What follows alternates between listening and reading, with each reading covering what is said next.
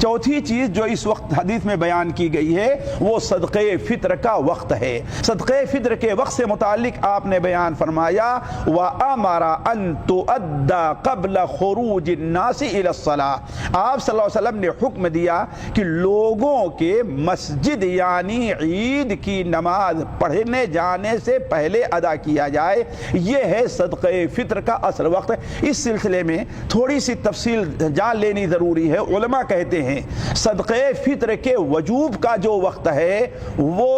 عید کا چاند کا دکھائی دینا ہے، یعنی جب عید کا چاند نکل گیا تو صدقے فطر واجب ہو گیا ہے، اس معنی میں کہ اگر کوئی شخص عید کے چاند سے پہلے اگر کسی کا انتقال ہو جائے تو گویا صدقے فطر اس کے اوپر واجب نہیں ہے، خواہ پورے مہینہ اس نے روزہ رکھا ہے، کیوں؟ اس لیے کہ وہ وجوب کا وقت نہیں پایا ہے، اس کا نام صدقے فطر ہے۔ اسی طریقے سے اگر کوئی بچہ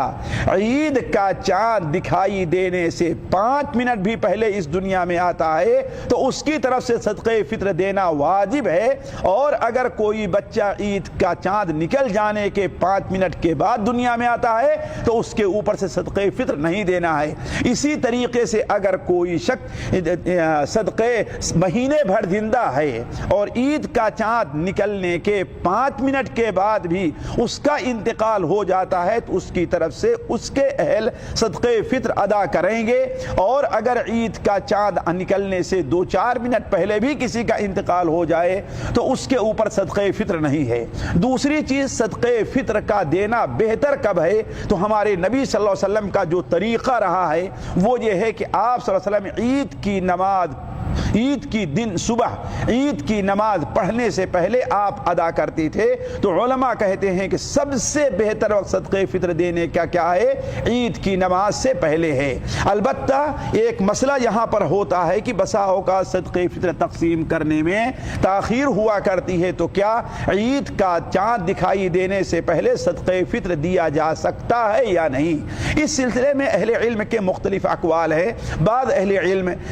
شروع رمضان ہی سے دینے کی اجازت دیتے ہیں، بعض 25 سے دیتے ہیں، لیکن ہمارے نبی صلی اللہ علیہ وسلم کے ایک صحابی حضرت عبداللہ ابن عمر رضی اللہ تعالی عنہ ہیں، ان کا عمل صحیح بخاری اور مسلم میں اور موطا امام مالک کے اندر ہے کہ وہ عید کی نماز سے یعنی عید کے دن سے 1 یا 2 دن پہلے دے دیا کرتے تھے۔ لہذا اس سلسلے میں ایک وجوبی چیز ہے، ہمیں اور آپ کو احتیاط یہ کرنا چاہیے کہ بہت پہلے صدقے فطر نہ دے دیا جائے، اس لیے کہ صدقے فطر کا جو مقصد ہمارے نبی صلی اللہ علیہ وسلم نے بیان فرمایا ہے، جیسا کہ میں ابھی آگے چند منٹ میں اس کو ذکر کرتا ہوں، وہ مقصد اسی وقت ادا ہوگا جبکہ یہ عید کے بالکل قریب دیا جائے۔ لہذا صحابی رسول حضرت عبداللہ ابن عمر رضی اللہ تعالی عنہما کے قول پر عمل کرتے ہوئے عید سے 1 یا 2 دن پہلے صدقے فطر دے دیا جائے، اس سے پہلے نہ دیا جائے۔ کیوں؟ اس لیے کہ اس سے پہلے دینا کسی صحابی سے یہ وارد نہیں ہے،